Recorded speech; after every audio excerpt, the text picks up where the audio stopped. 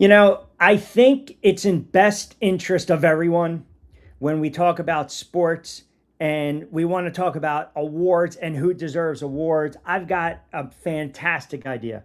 Let us just give participation trophies out to everyone. Forget about, co-MVP, forget about who smiled the best, who dressed the best, who rebounded the best, who drove the team bus the fastest, the quickest, whose favorite food tops all these. Forget about all these awards. Forget about co-MVPs, forget about awards.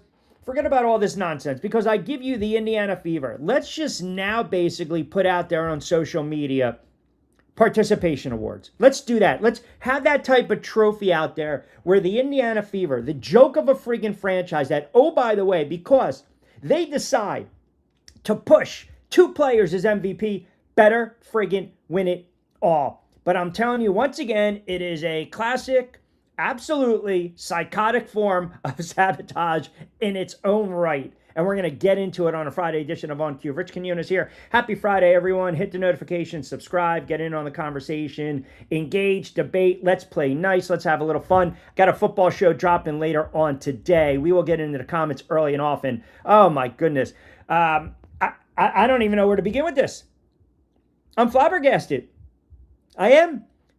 I'm going to play the video, the montage of the Indiana Fever that decided, let's push two players, Caitlin Clark and Kelsey MVP, who, if you know anything about the voting process, if you know anything about how these panels work, okay, if you know anything about, how the media has been basically pushing said certain players. Interesting enough, ESPN came out with their new rankings of WNBA players and had Wilson 1, Caitlin Clark 2, which should tell you right there that Clark deserving of the MVP conversation. But for the Indiana Fever to go on social media to push co-MVP is utterly ridiculous. And by the way, when I say sabotage, it's from top to bottom.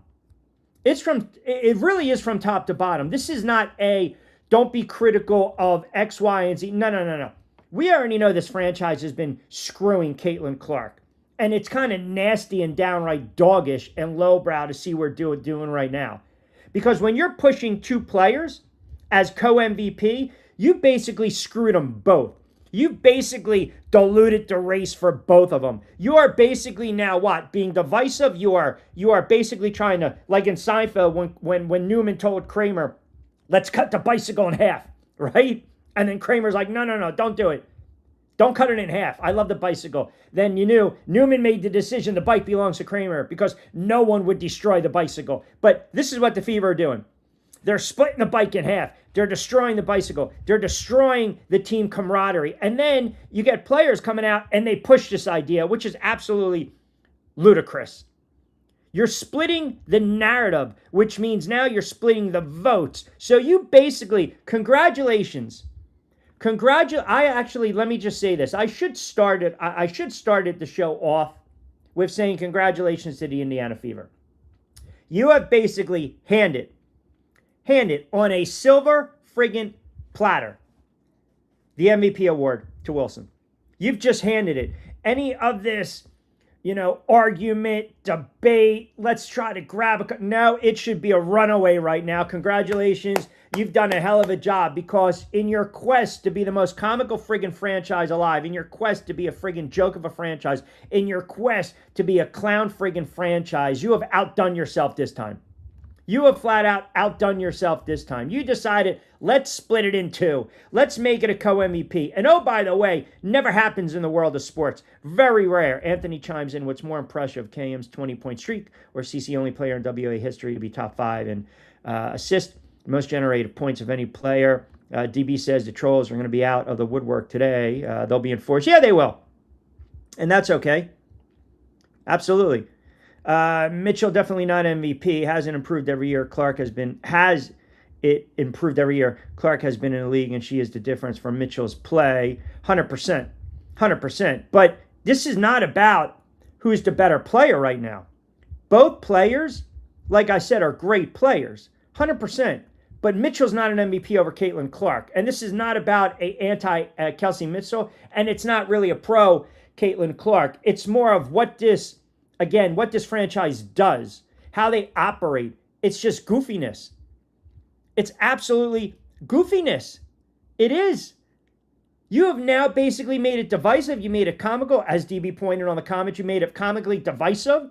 You're splitting the bike. You're trying to split hairs here. You are pushing something. You are now adding another dimension to this narrative where you already know the panel, ESPN, the reason I brought them up with their new player rankings, and you have Clark at 2. I'm wondering if they realize a lot of it has to also stem with the ratings, which that was going to be a topic for another day if you actually factor them in when you talk about the MVP conversation. But think about co-MVP push. The argument co-MVP push sabotage is when you are promoting 2 teammates for the same friggin' award. So you're splitting the voting block. Obviously, what's going to happen ultimately, you're screwing both players. You are screwing both players. Like, what are we doing here? This is a horrible marketing campaign. And some of these players need to know better. I'm not saying pick a side, but you know what you just say? They're both deserving of the award. That's it. Leave it at that. I think it should be, oh, come on, man. So now you made it, you basically have Wilson now just, put the roller skates in. Here we go. Here's the front runner and boom. And we knew she was going to win it, but hell, man, I would have loved to have saw the Fever, to be totally transparent, push Caitlin Clark. Push Caitlin Clark. This is not a knock on Kelsey Mitchell at all. They chose the coward route. That's what they did. And they've been doing it ever since 22 was drafted by the franchise. And ever since 22 came into the league. And they continue to drag her into the dirt. And they're also doing a disservice to Kelsey Mitchell. They are. She should be pushed for all W, but not MVP. I'm sorry. Being a scorer in this league is not enough. It's not enough. But here's the other rub. Here's the other rub. If you push for one player and the fan base loves another, or the teammates have one player's back. See, it was almost a no-win situation, but all they did is now back themselves more in a corner. That is the problem I have. I have no idea who runs these social media accounts, but they're freaking clueless. They're clueless. This was not a marketing ploy. It was just goofiness. No one thought it through. Making a statement and sticking with it. If Caitlin doesn't get away from SW and KM, I will be out not watching Sabotage indefinitely. It is what it is. Tino, always good to hear from you. It is what it is at this point. It's as clear as day. Nobody wants to hear it. I don't think she's too naive to care, to be quite honest. I just think she knows she's plotting, she's thinking, she's having conversations. It just feeds in to the narrative and how this franchise views her and how the organization is run, which, oh, by the way, which is not run properly.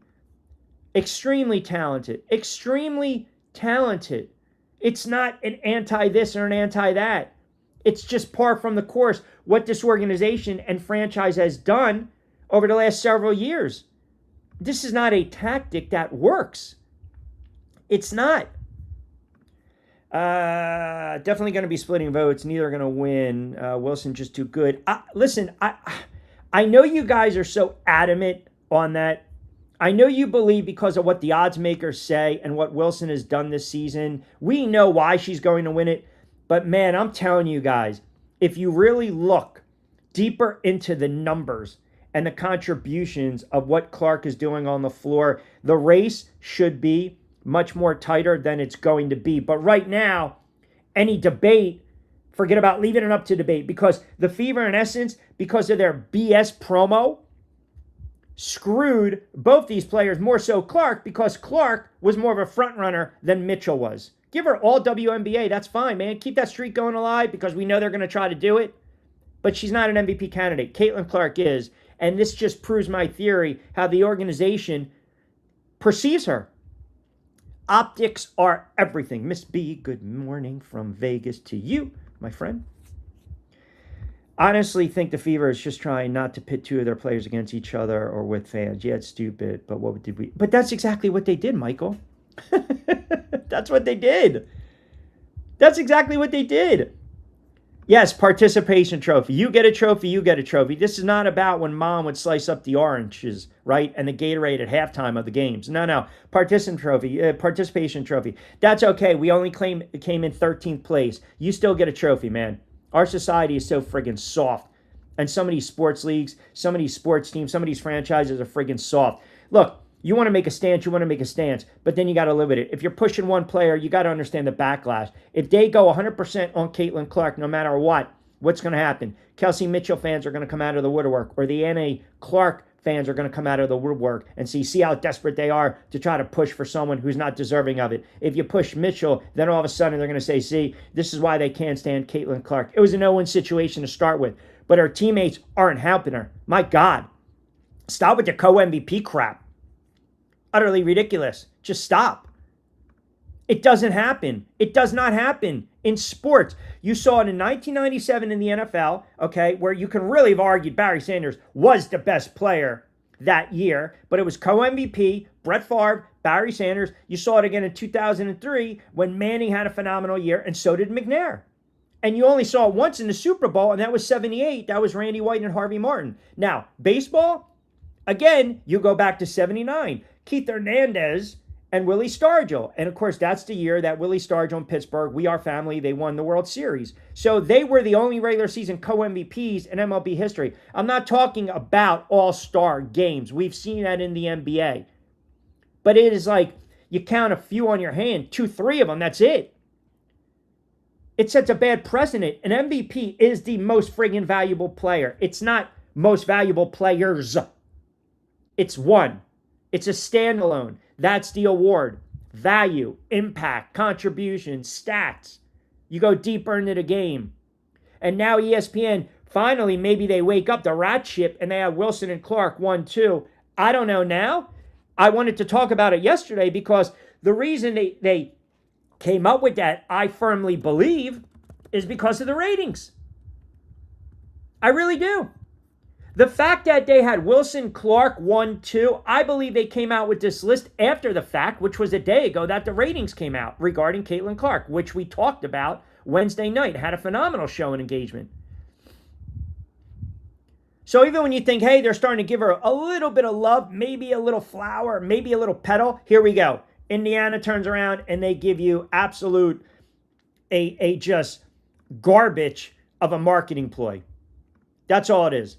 Garbage of a marketing ploy. All you're doing, again, is just making it more toxic and devices. I don't believe that necessarily is the case. You got to remember something. You guys sit there and say, I think so-and-so would be okay with the award. Now, if you want to talk about championships, that's one thing. But put it in perspective. Put it in perspective. If you win an MVP in any league, what does that do for your value as a player? Your value goes up exponentially.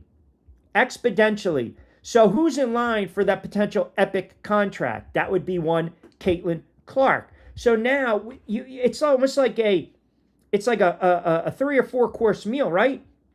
You start to see the stats, you see the little hors d'oeuvres, here we go, then you put the salad out, now all of a sudden she's breaking records, now you got the main course, here are the ratings, and then you got the dessert, it's nice and sweet to finish off the meal, maybe a little cafe con leche, maybe a little drink later on, and that's the coup de grace, the MVP. Like, there's layers. So her value as a player, that's another bullet in the chamber. I wasn't going to come on here today and say she's winning the MVP, but damn, man, if it's actually more of a closer race and you don't have to worry about pulling the votes, then you've got more bullets in the chamber. Now, her stats alone and her ability to drive ratings should help her, obviously, when the time comes. But I still believe, as Tina mentioned, and a couple of you guys already conveyed on the chat, her best course of action after this nonsense, figure out a way to get the hell out of there. Because this is just goofy. It really is. With the exception of a few games, that streak is amazing. It's not, I have no issue with the streak. I have an issue with this, with the streak. This team, the way they push stuff on social, you're glorifying a streak, which is a hell of a streak, but let's put it in context. At what price, at what cost? Because if you're sacrificing the offense to keep a streak going live, to push her for an MVP candidacy, then you shouldn't be the coach. You're not the right coach for this team. Because you're not putting the team first. You're putting the player first. There's a difference placating and saying, have the offense run around number 22 because, or whomever in this situation, because we know they get said player involved. But going out of your way on the nightly to make sure a player gets 20 plus points during regarding a streak, which, all due respect, people are not going to remember after the season.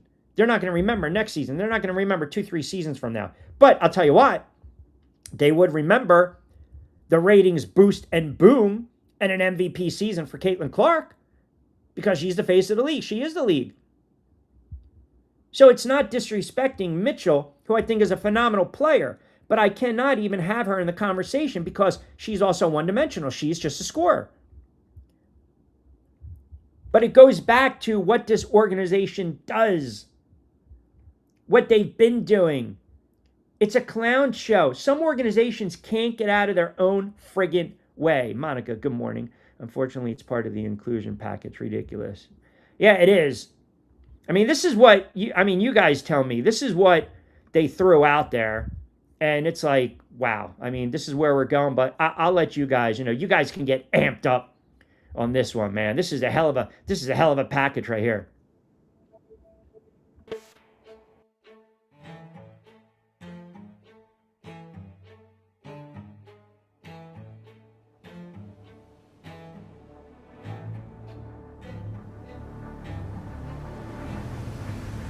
Kelsey Mitchell, Caitlin Clark, these are players that definitely deserve conversation. She's like a maestro. She's the fastest player in the league with the ball in her hand. She does things that we haven't seen. Clark launches, she's caught fire.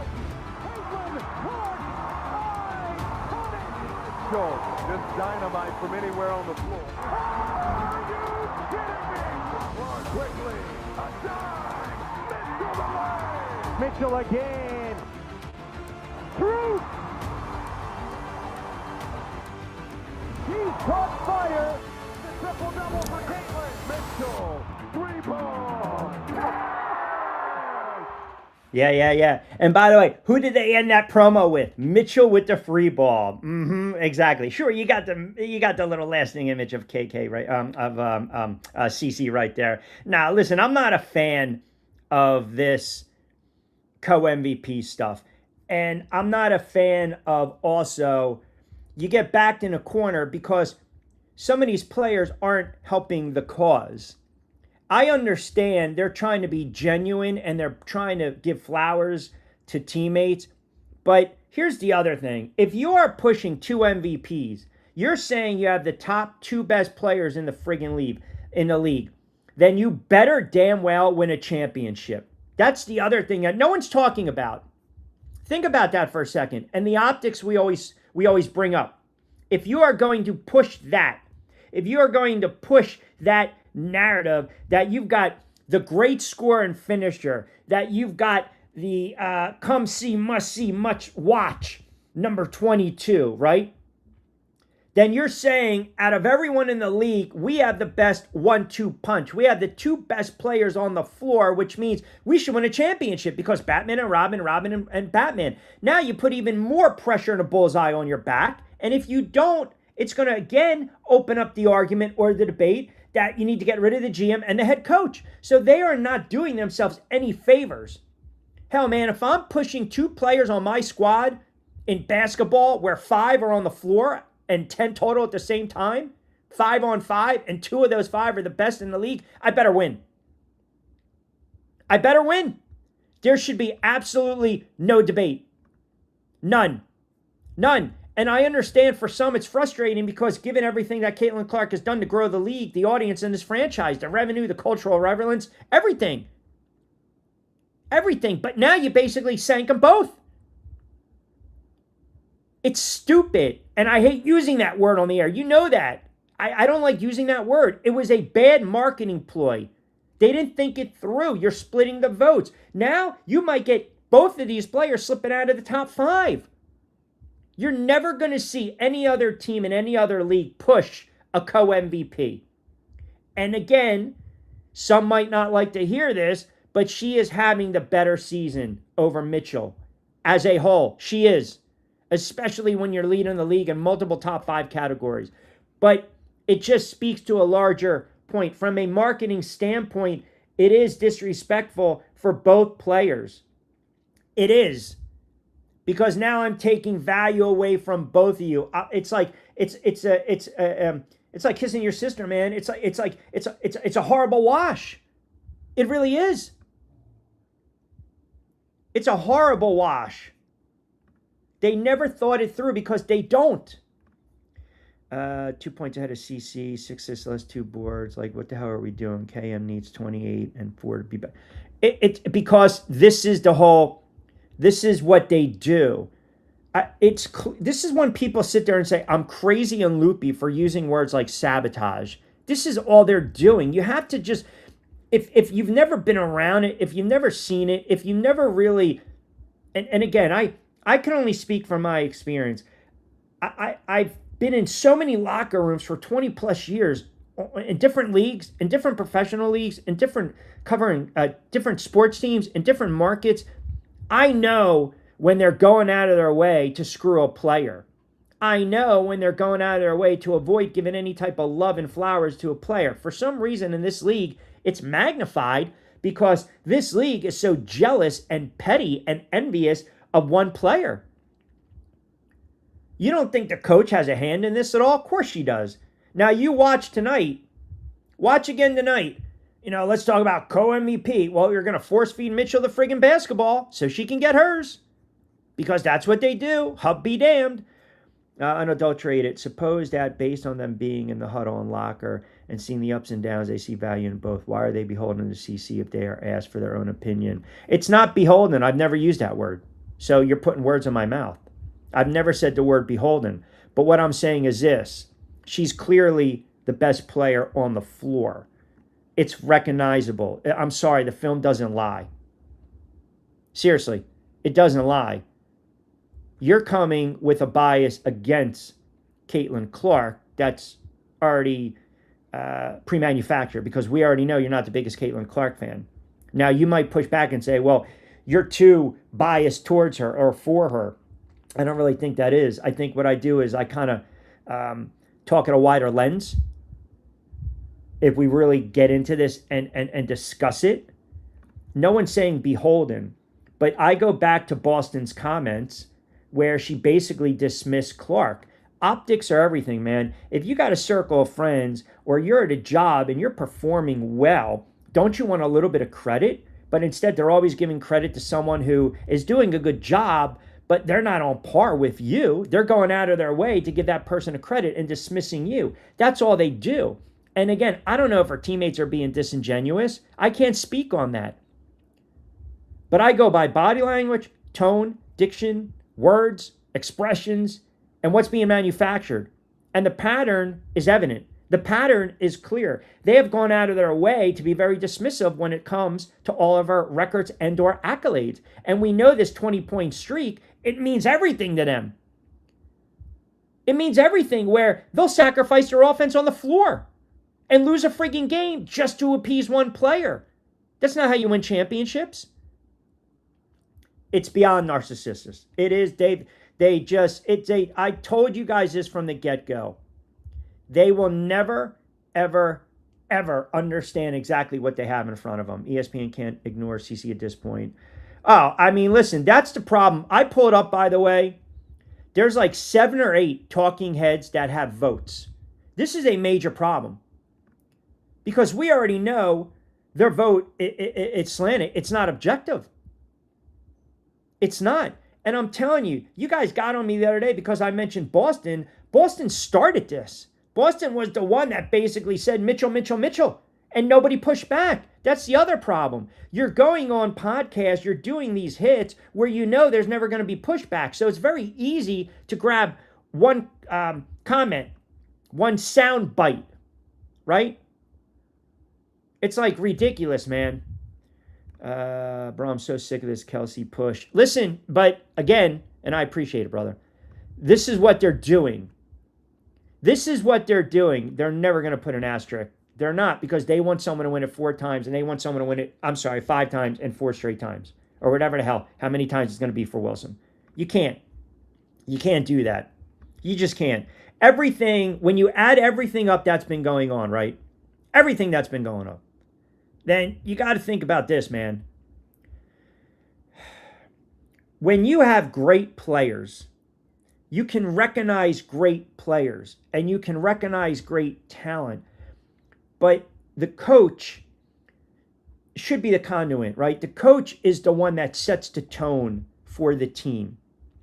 And remember, if your coach is going out of their way to dismiss or not bring up someone, it's almost like through osmosis, subconsciously, players start to do that.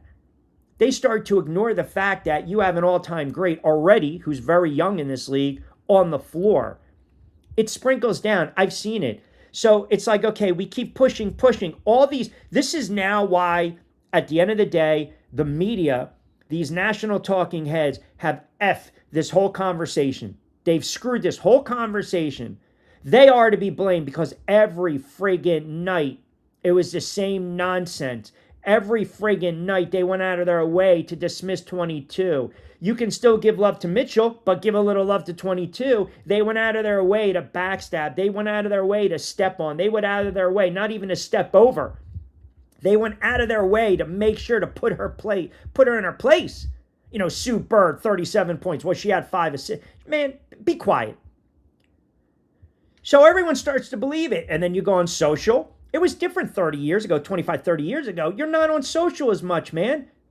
The influence is ridiculous. So someone says it, you run with it, and you believe it. And the coach is to blame. Ann chimes in, love your show. Appreciate that, brother. We'll do today. Give the keys, CC or the hub players. She better, friggin'. In a game like this, and again, here's the other argument that's going to be made tonight. Because it's so funny, man. We cherry pick because it's so easy to do. You know, you get Paige having 25 the other day in garbage time. They made sure she got her 20. You had Miles the one game. Forget about her getting shut down. But prior to that, in a 20-point win, had like 18. And then in a 20-point lead with like 10 minutes to go or under 9 to go in the fourth, she went off for like 8 to 10 to pad the stats. And then you get an opportunity tonight. Let's just call it for what it is, right? Let's just call it for what it is. There's absolutely no reason. They're laying 17.5. I know that Clark is probable right now. She's going to friggin' play. And what's going to happen is she'll probably have 18 by the half, maybe 23. It'll be a 20-point game going into the fourth quarter. And you know what's going to happen? They're going to bench her. And then Mitchell's going to have 37 tonight. Like, bookmark it. They're playing a bad team. They're laying 17 at home. So again, it's like, okay, Clark finishes with 26, 10, and 4. And rest the last 8 minutes of the fourth in a 20-point win, and Mitchell's still out on the floor, and she explodes for 37. This is why she's got to be the MVP. You know, this is why they're deserving of MVP and co-MVP. You can't make this shit up, man. This coach is not the right coach for this team. I said it. I said she's a great player, but I think there's too much glazing of her. There's too much glazing of her. There's just too much. But right now, you're looking at a season, Jen, that she played both ends of the floor on a great team. She's the rim protector. She's won it multiple times. So I believe the league is cherry picking in that regard because they don't want to give it to Caitlin Clark. So as long as Wilson's playing, it's like Ohtani. Every single year Ohtani's in the bigs, you're going to give it to Ohtani. Not only for a slugger, but also because what he does as a pitcher in the NL. When Trout was around, and then they were both in the AL, then you have a different argument because Trout, before the injuries, you can say the best player in baseball. But to your point, I know exactly what they do, the media, and I know what the league's trying to do.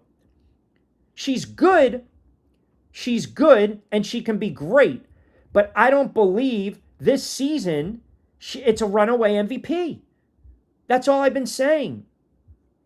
I don't believe this season she is a runaway MVP. I think Caitlin Clark deserves a seat at that table. A seat at that table.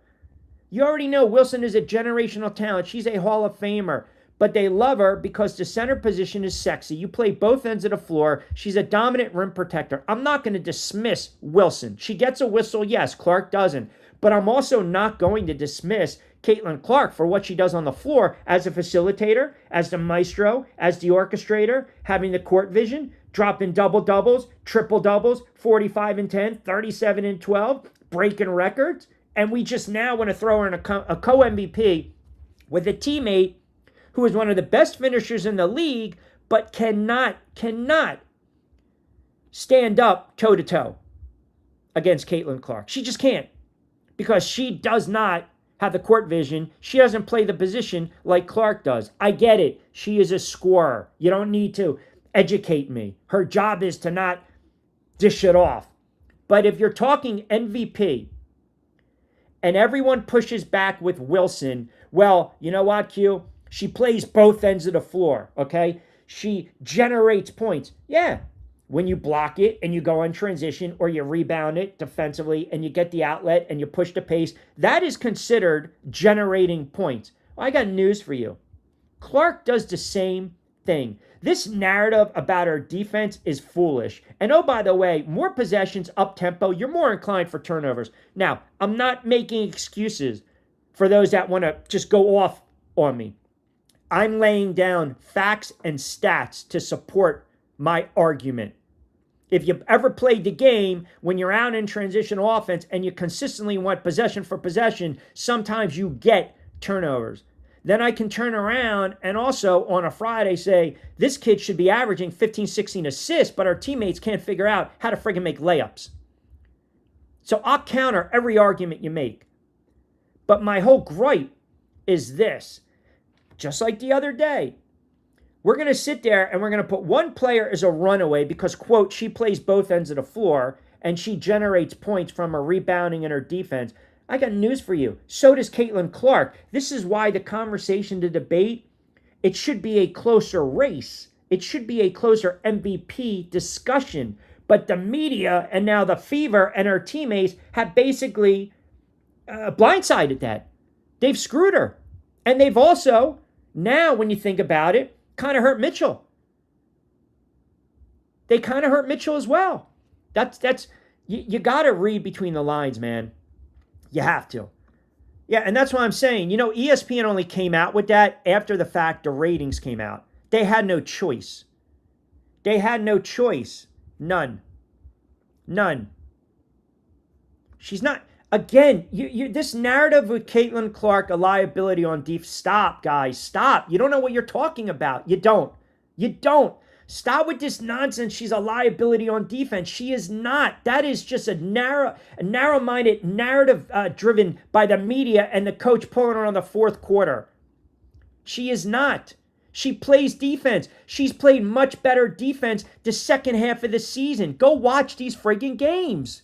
Stop cherry-picking the box score and looking at personal fouls or she got beat on the highlight on X.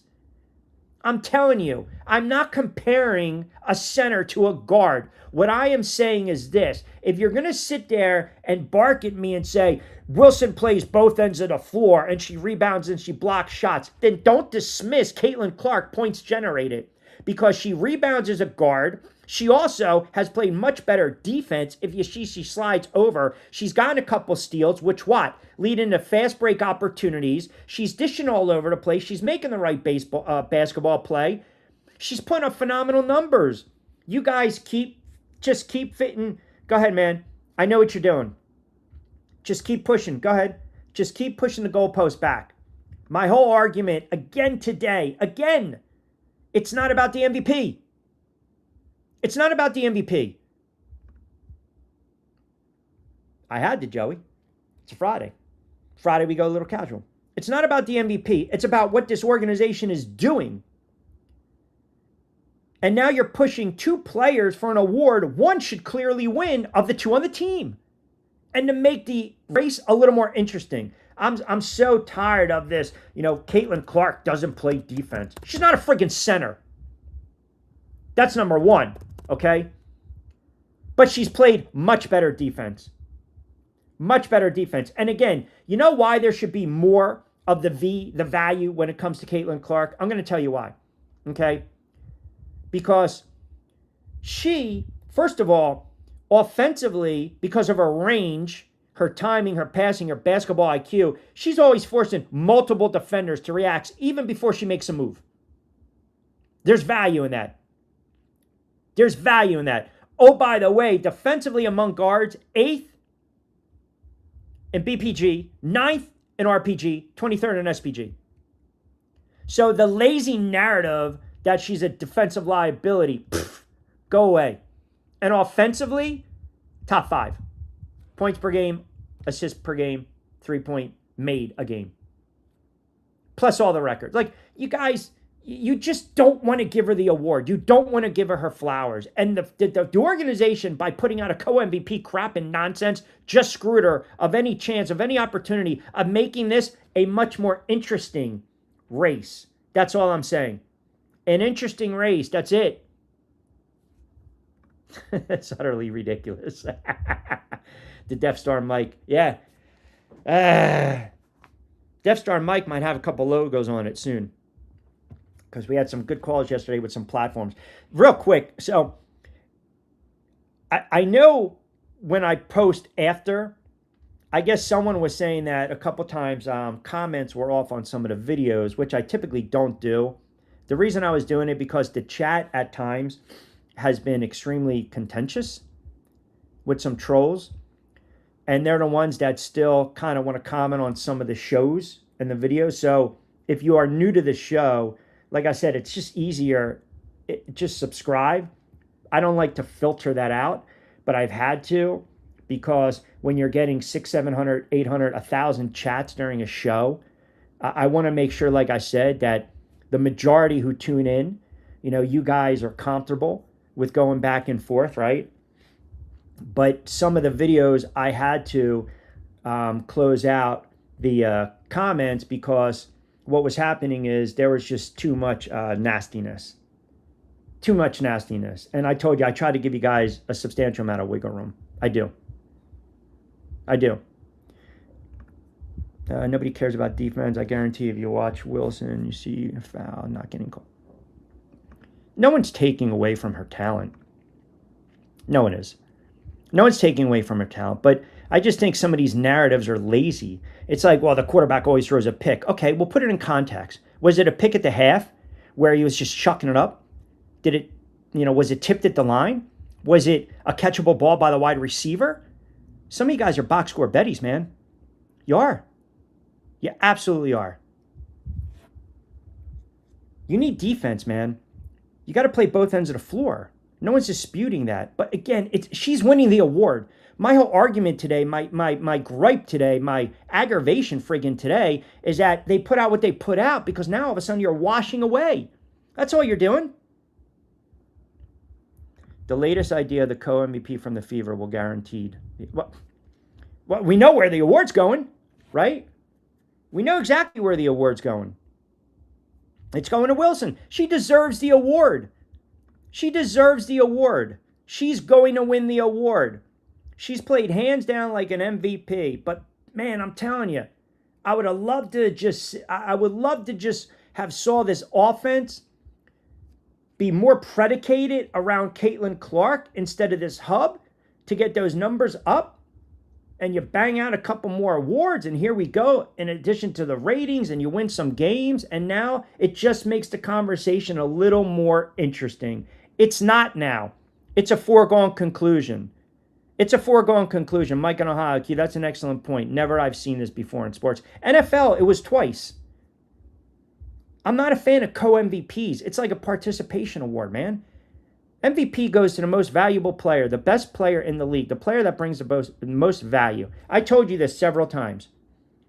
Most dominant player this season, most dominant, when you talk about the body of work, offense, defense, rim protector, running up and down the floor, efficient, Wilson. The most flashiest player, the splash plays, is the rookie, Miles, who's going to win Rookie of the Year. The most consistent, steady Eddie, great finisher, scorer is Mitchell. The most complete player in the league, though, is Caitlin Clark. The body of work, the all-around game speaks for itself. Now, do all those equal MVP? Again, it's subjective, but at this point, there's a reason that Wilson, odds-wise, is going to run away with him. I just don't like the fact that an organization is pushing 2 players. It just feeds to the narrative, or the optics are they still don't respect this kid. Like, why would you even do that? Just say they're both worthy, but don't come out with a promo. That's the other thing. If I'm a player, if I'm a teammate, I'm not going to sit there and say, if someone says, if someone directly asked me, should Kelsey Mitchell be the MVP? Right? I'm on the fever right now. You know what the smart veteran answer, the political answer is? She's been phenomenal, certainly definitely worthy of the award. We wouldn't be here without her, but man, I'll tell you, the other player we want to be here without here is Caitlin Clark. Phenomenal players. I leave that up to the voters, but I love having them as teammates. They give us the best chance to win. That's it. Enough said. Enough said. They want to create content, and half the time they're not schooled on what to say. It's not being beholden to anyone.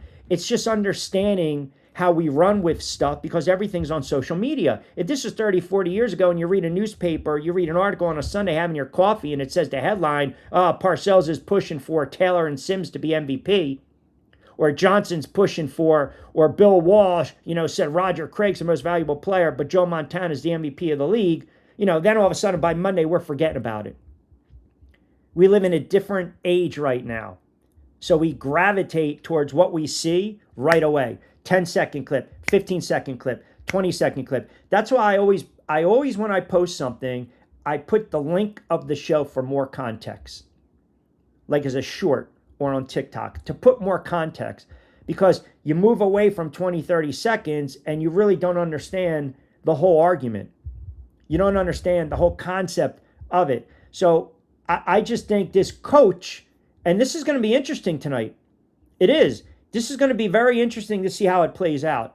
It's a very winnable game. They should blow them out. We know it's basketball. We know it's a make or miss league. We know that, right? But there should be, by the third quarter, this game should not even be competitive. Now, are you going to sit there if Boston's a go and she's going to start? Because I'm looking at these injury reports. Are you going to run that Hupp crap again? And then all of a sudden you're in a dogfight late in the third, early in the fourth? Or are you going to allow Clark to do what she does? She gets hers. Mitchell gets hers. You continue the 20-point winning streak. And then they win another game. Because now it's all about seedings. Because we already know who the participants are come playoff time. We already got the teams. We already got it locked in from 1 to 8, right? Minnesota, Golden State, LA, Atlanta, Indiana, Washington, Dallas, and New York. It's just a cluster, man. It is. It's just a cluster. That KM streak is forgettable. Listen, it's a good streak. There's something to be said about the consistency of Kelsey Mitchell. She's a great player. I can't make it any more clear, guys and girls. She's phenomenal. I've gone on the record saying there's not a better finisher in the league, and there's not a better player that draws contact and has N1 opportunities than Mitchell. But Mitchell, at times, can be a selfish player. Sometimes she does ISO.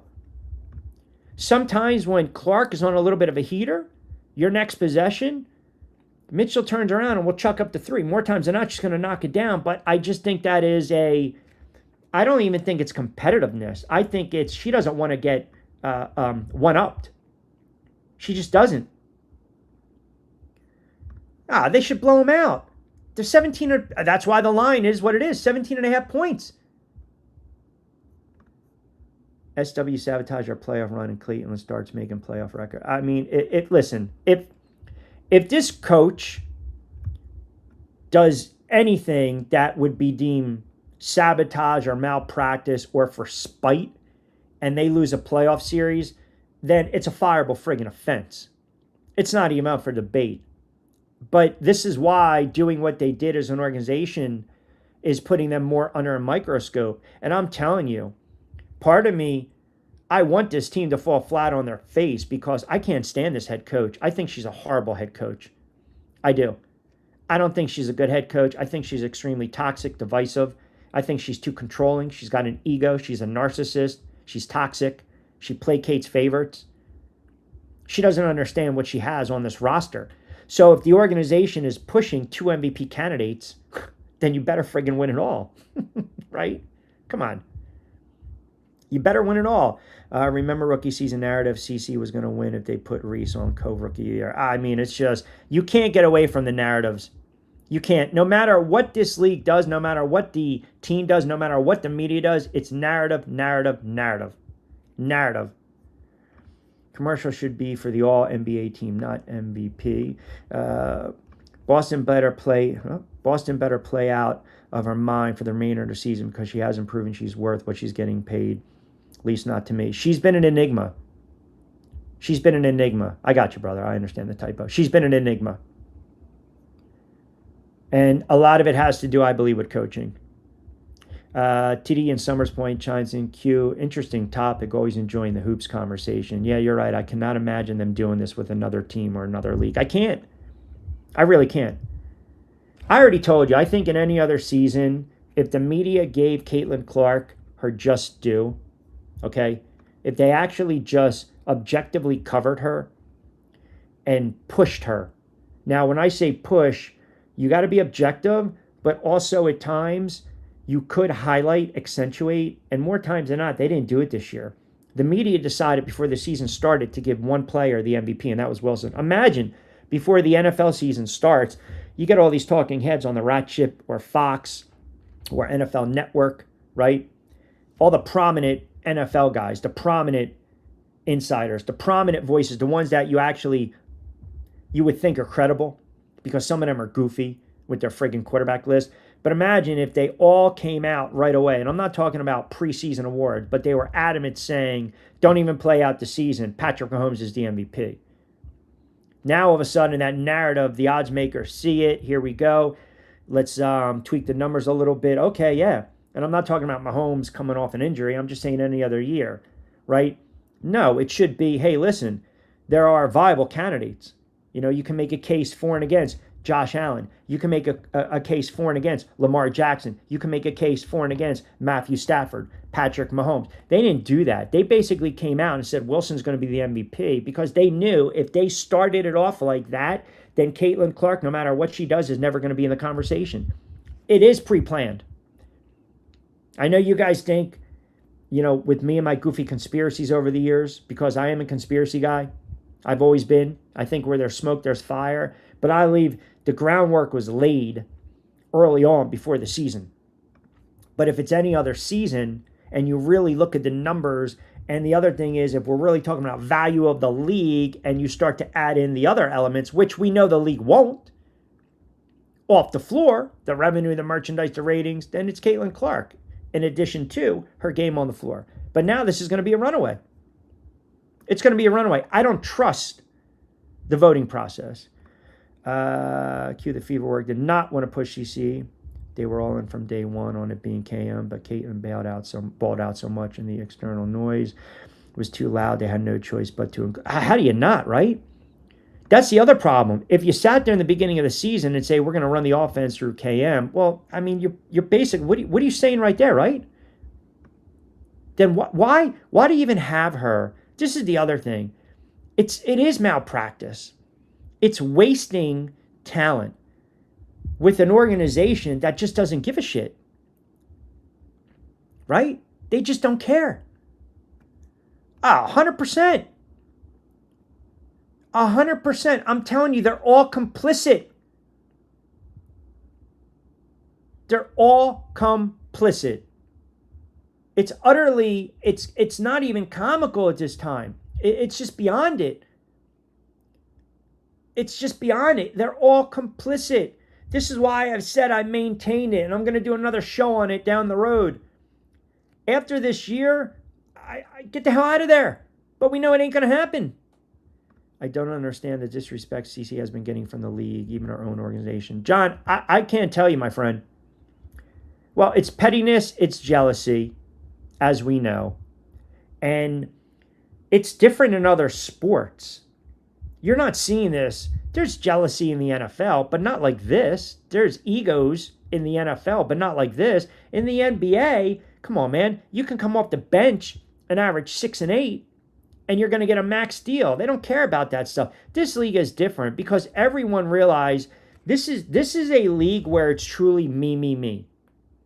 You know, when people preach the NFL is a brotherhood or these other leagues or this league, and the media start to push the sister, it's not a sisterhood, and that's not being derogatory. It's not women empowering and uplifting each other. It's not. It's about players, these women that are petty, that decide, you know, we're going to knock you down a peg. We're not going to uplift you. We're not going to put our arm around you. This is not a true sisterhood. We're not going to battle with you. We're not. There's no competitive spirit in this game. Hell, man, even the NFL, the most violent friggin' collision sport in the world, man, when these guys are done, it's still a brotherhood. In this league, it's not. Some of these players go out to seek and destroy. Some of these players go out of their way to hurt other players. Some of these players go out of their way to make sure another player doesn't get their shine or they get squashed. Coaches have gone out of their way to defend dirty players of the opposition. The commissioner has gone out of her way to not even mention the golden goose of the league, but instead bring up a player that played 15 years ago. So, yeah, you don't see this in other leagues, man. You don't see this in other leagues. You just don't. And it is a problem. It is a problem. She is a scorer, first and foremost. Wilson rebounds, scores, efficient, and she's a rim protector. She's the MVP. I'm not saying anything different, but it's already been pre-planned before the season started. That is my issue. I would have loved to them just say, listen, there's viable candidates, let it play out. But that's not what they did. So for those, the naysayers that keep pushing back on Clark, say, well, you know, her own organization doesn't even push her. Yeah, you're actually right. I agree with you. That's how bad it is. But they won't do that. Clark's playmaking should be front and center. They thought it through and through and through when they saw CC play. The offense needs to run through her in order for this team to make a deep run in the playoffs and be successful. Mitchell, get her is fine, but get rid of this hub crap. Just get rid of this hub crap. I have no idea. They put it on social and it made its rounds. Just like, you know, this is the same league that said, oh, it's cute when players flash $400, $500 and they want to gamble. Right? Once again, the Fever organization trying to manipulate the situation. That's all they're doing. By the short, that's a great handle. Appreciate you. That's all they're doing. They have basically now have made you decide. Pam, good morning, good morning, good morning. Ricky chimes in. Q wanted to be nice. When someone says that Kame is the hardest player in the league to guard, and then someone asks, well, then why is CC the one they double and triple team and guard 94 feet? I think that speaks volumes. Mitchell's a great player. Please. And I know what you're saying, Rick, and I'm agreeing with you. She's a great player. But people get very bent out of shape when people bring she doesn't play defense, Caitlin Clark. She doesn't rebound, Caitlin Clark. Okay. Name me a player in the league, and I keep saying it, and no one ever answers it, especially the ones that push back. So forgive me for repeating myself. Who's guarded like she is? Who is guarded like she is? There's none. There's none. And I think there's value in that. And the other thing is this. You got to now be careful because it is about making a deep run in the playoffs. Okay? So we know this. It's the old rub in football. It's like the preseason. Why you out there? It's quarterback in the fourth quarter. Why you out there?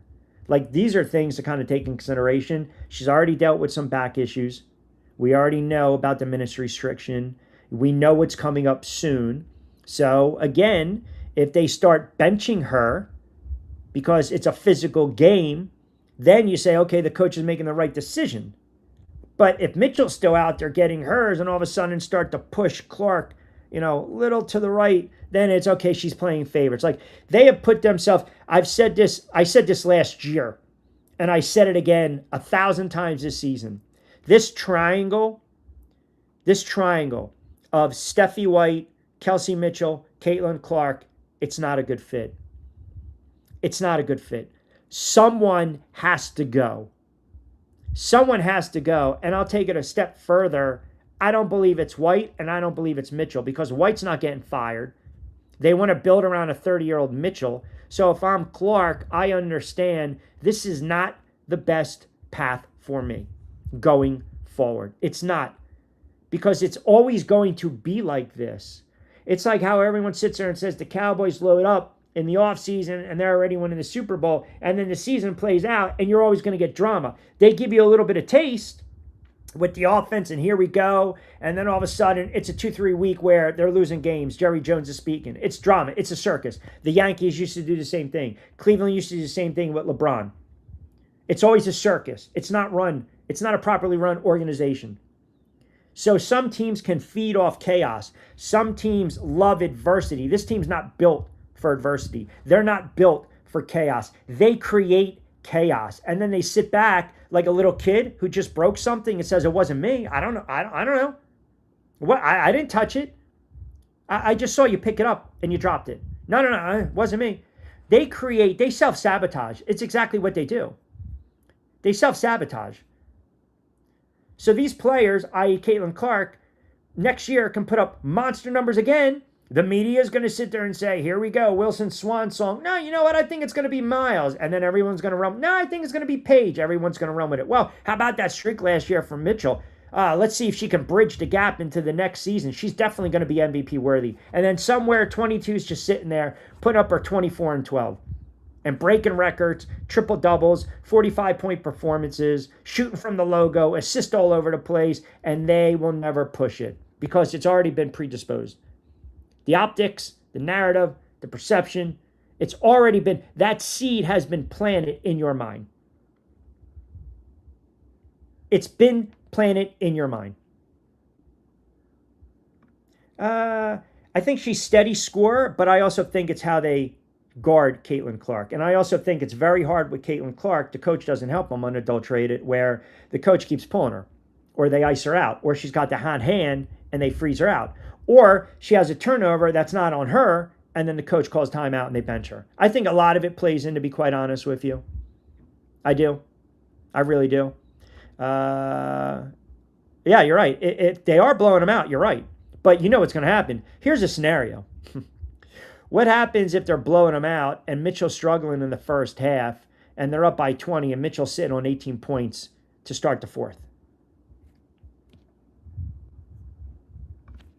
I mean, they're going to keep that streak alive. As you were saying a week ago, KM and CC votes cancel each other out. Miles gets second to Wilson. I wouldn't even, to me, it's not even about, and Mark, appreciate you, it's not even about the award. It's about how they're going about pushing or supporting. And from an organizational standpoint, this is not the right route. The other thing, and I know nobody wants to hear this, I already know there's going to be blowback from me saying this. If I was Stephanie White, after Boston made those comments on that podcast, I would have pulled her to the side. I would have said, look, you know, you're doing your thing. We need to see the production on the floor. And oh, by the way, you know, you've got a player, one of your teammates, that is trying to get you to basketball. Just consider that the next time. I'm not saying be beholden. I'm not saying put a muzzle on them. But maybe I'm old school because, like I said, I've been doing this a long time. I've been around hundreds, if not thousands, of athletes. And the ones that are schooled, the ones that know exactly how to play the game, they come off that way. They can say something and it can mean two different things, and that's the beauty of the game they're playing. But they can also come out and say something and they're saying it, but they're not saying it, if that makes sense. And if you go back after she made those comments, you know, she was a little inconsistent. They were doing the hub. Clark was trying to get her involved. You know, a couple times it's like they were icing her out. They weren't swinging in her direction. So teammates do play favorites. I mean, in the NFL, we have had conversations over the years where they're trying to force feed the football to said wide receiver, or the quarterback's too in love with the tight end because they played together in college. Like, there is a buddy-buddy thing that goes on. And what happens is, when you play the game like that, more times than not, you're not going to win. You're not going to win. Now, it's a tough loss for them. It's absolutely a tough loss. And listen, this is why you want to make sure, to your point, you don't mess around with some of these players late in the game when it's a 20-point game, right? Blowout, right? You got to be judicious. You have to. You have to. I think ultimately, if this is a blowout tonight, and if Mitchell's sitting on 18, they're going to keep her to get 20. If it's a blowout tonight and they're up by 20 in the fourth quarter, there's no reason, there's no need to pad the stats. Because if I'm going to come on the air and I'm going to criticize, if the Lynx are padding Miles stats or Dallas is padding Bucket stats, I don't need the stats to be padded. Your first priority tonight is to win the friggin' game. Your first priority tonight is get up and down the floor, transitional offense, and put them away. That's your first priority. If everything comes into play, if Mitchell has 16 and 12 and Caitlin Clark has 13, 10 and 6 and you win by 20, that's all that matters. That's it. But after today, or after what we saw, all bets are off. You got to win because you're still trying to jockey for position no matter what. So you have to walk that fine line. But man, I just did not like the organization doing the co-MVP crap. I just didn't. It's just goofy stuff, man. I mean, you're canceling each other out. That's all you're doing. Defense argument is dumb as hell. This isn't football where they take the field different times. You got to play defense in the league, though. Come on. You can't dismiss Wilson because she's a rim protector and she's efficient. And she guards and she rebounds and she blocks shots. That's dominant. Are we going to sit there and go back to the NBA and say that, well, you got to take the defense out and Wilt's not Wilt? I mean, Wilt, dominant player, but played defense. Shaq, Robinson, Olajuwon.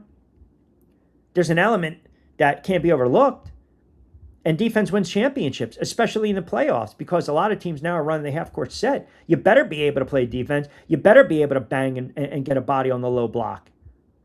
This is not about dismissing what Wilson has done. Phenomenal player. This is about what the organization, the Indiana Fever, are doing, and they're basically disrespecting two players, but I think more so, they're really harming one who's having a historic season that should be in the MVP conversation. And right now, if anyone was thinking about this, maybe their votes, maybe their thinking, their line of thinking is a little skewed and it's going to wash out. That's the problem. And it always goes back to who? Who's been the biggest culprit at the end of the day with this organization? It goes to who? It goes to the head coach. I'm seeing Cam trying to play better D, make an assist to prove the narrative for MVP. She's Caitlin's shadow wannabe competitor. While CC always says nice things about that. AB, it's obvious, she's a fan of Mitchell. But she's a fan of Clark when Clark is giving her the basketball and she's getting hers. I mean, how many bunnies has she missed around the rim? That's another thing. I don't know. I think sometimes, there's a lot of, like, Joe D chimes in talking about the turnovers. Q, I think it's a huge aspect of her game, but you did bring up a fair point about transitional opportunities. The more possessions you get and you're going to run, and listen, she doesn't get a free pass for turnovers, but I equate it to like the quarterback.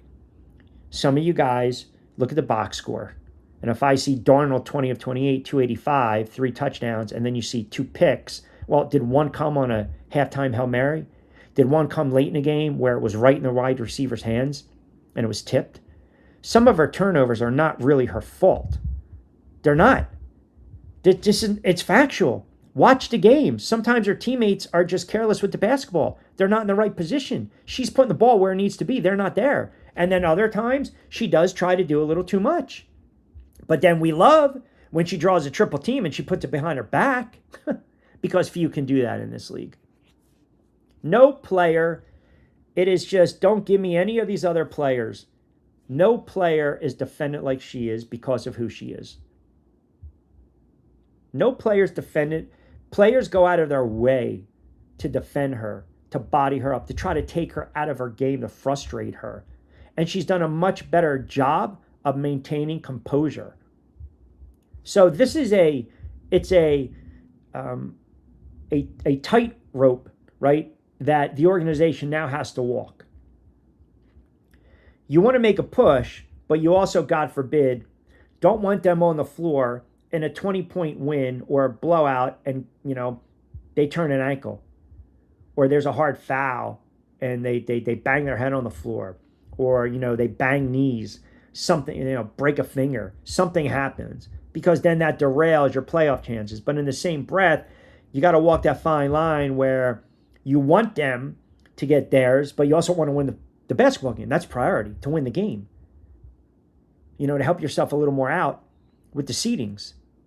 If there's a little bit of fluidity with that. But you want this team to be fully healthy. And I also think a major priority winning these basketball games is also the elephant in the room. Forget about the MVP and the stats. Figuring out what the hell you're doing with this offense. Because if you keep running that hub, you're getting bounced early. If you continue to run it through Caitlin and allow others to get involved, then their chances of winning a championship are greater. I don't think they're built to win it, but I'm just saying they've got an opportunity to make a deeper run if you allow number 22 to man the point and do what she does best. This hub, whatever you guys want to call it, it's not working. It's not. JD chimes in, Q. I think that the Fever tribute video is pretty much unwarranted as they believe that Clark and Mitchell are being limited by their own team. Yeah, that's what the fans are. That's what the fans are. Yes. Yeah. Because it's given the illusion it's coaching, right? And it's not.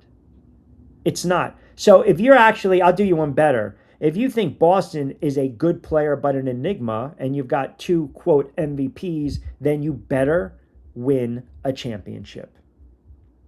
You better win a championship. I mean, you got a 5th seed and they want 2 MVPs? To me, it's kind of goofy.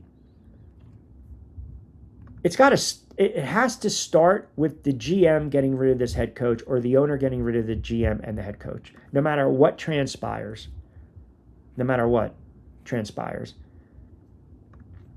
DK has Clark at plus 8,000, Miles at plus 700, which is absurd. Throwing picks, but winning by 21. I'll take that quarterback. Listen, again, it's all in context, right? It's all in context. It's like, did you throw the pick late? If you're up by 20, you can live with it. Like I said, the halftime interception is goofy, but you get tagged with it. That's what I'm trying to say. So you got to put it in context. We fail at times to put certain things in context. Like the game that Miles had, I think 28, they were up by 20 and she was still out there stat padding. They did the same thing the other day with Paige. I think they still do this with Mitchell sometimes. And yeah, to some extent they do it with Caitlin Clark.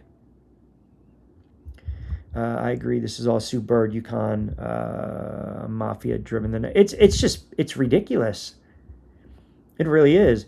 Fever 3-4 when Kelsey scores 30 plus or more, and 2 of the wins this year both hit for 30. Yeah, I mean, I know that record. We talked about it. We talked about the record when the team scores 30 or when who's on the floor and who's not on the floor. Look,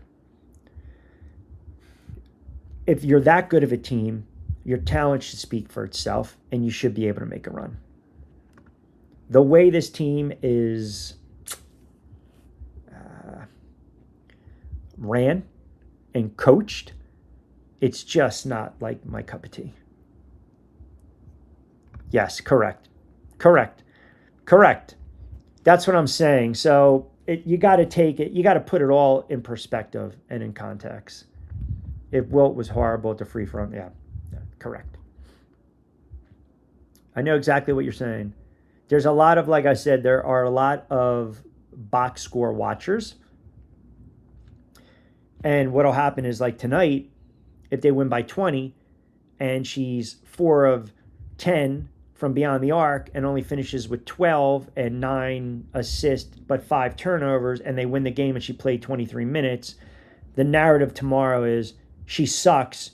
She can't even score against bad teams, you know? Or she only scores against bad team. What the hell happened last night? Like, it's just pushing the goalpost. It's just, every time you come with those numbers, all you need to do is know who's watching these games and who's really not watching these games. I mean, it just, you already know, right? Because now we're not allowed to use the win share, but you use the WAR in baseball. So again, I'm not saying don't acknowledge one as an MVP candidate, right? But all I'm saying is don't do it at all. Because if you're going to solo push, you know who should do it. If you want to both give them the flowers, then you don't even come up with a video.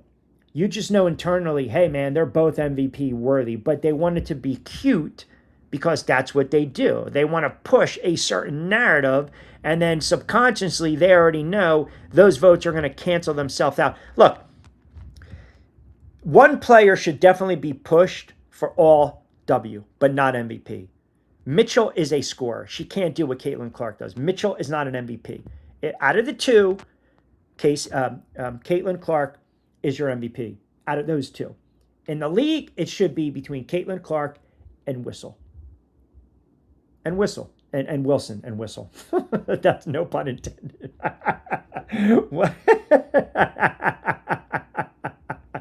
She's a great scorer. Mitchell is, but she's one-dimensional. I know that was no pun intended, right? I'm telling you right now, if Wilson win her MVP this year, you know WNBA is on. She's winning it. You just got to accept it, right? The man just Clark is not center, so she don't have to play defense. Clark is a guard, which means she's the first line of defense. That's her job to defend the perimeter at all time. I don't even know what you're saying there. I mean, Clark actually plays defense. I mean, like I said, it's a lazy narrative that she doesn't play defense. The league is biased towards guards. So for the Miles fans coming in saying she's winning it, it's only happened once. A rookie's won the MVP. It's not happening this year. Get rid of Miles in the conversation. And we already saw the blueprints out on her, right? It's between two players. But please don't give me the crap that Caitlin Clark doesn't play defense. Yeah, if you're 6'4" and you're a center, you better friggin' damn well play defense and be a rim protector. And don't give me, well, stop using the points generated. Do you know basketball? If I block a shot and start a transitional opportunity, that's a point generated. She does the same friggin' thing. Like, again, push the goalpost back. That's fine. That's fine. Yeah, Sue Bird's a hater. She's a hater. She's a hater. Gary chimes in, Q, the minutes restriction earlier on this season. No one's bringing that back up. When she played more than 29 minutes, Caitlin Clark, her average went up to 24 points a game. Now we're having a different conversation, right? Because you guys look at one number. You look at the points per game. I know you guys. I know my audience. You look at the points per game. You look at 26, then you look at 22. It's a runaway. It's a runaway. Here we go. Okay. And by the way, she's questionable tonight. You know she's going to play. Wilson. She's questionable tonight. Phenomenal player. Of course. But she's 6'4". What the hell position do you think she's going to play? She's going to play center in this friggin' league, and she's dominant. She's a dominant player. But I also want to bring something else up. For the narrative out there. For those that are talking about the narrative. You've got Wilson that also turns the ball over close to 2.7 times a game. Clark's right around 4.9. She's a guard. She handles the basketball the most. She controls the offense, the tempo, the orchestrator. And like I said, when you're running a certain style offense and you're getting more possessions, then you are inclined to turn it over a little more. That doesn't give her a free pass. Conversely, when you're playing more than 29 minutes, you're probably looking at another plus 4 to 6 possessions, which also will what? Give you more opportunities to score the basketball. Her assist should not be 8.3 a game. She should be averaging about 12 assists a game, and I believe a lot of that has to do with the inability of our teammates to friggin' make a shot right around the rim. So again, the narrative over 29, 23, 24, plus 12 assists. That's a pretty damn good season, if you ask me. That's a pretty good damn season. And all the other numbers that have come with it. She's not going to win the award.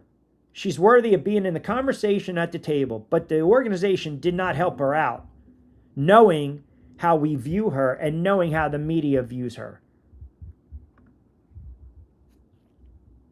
She cannot. Woke. They know the true definition of MVP. They won't allow just anyone, even if they deserve it. Agenda-driven. We all know CC does too. Why she's going. She can have a triple-double for an entire year. She can win a championship, and it does not matter. It does not matter at all.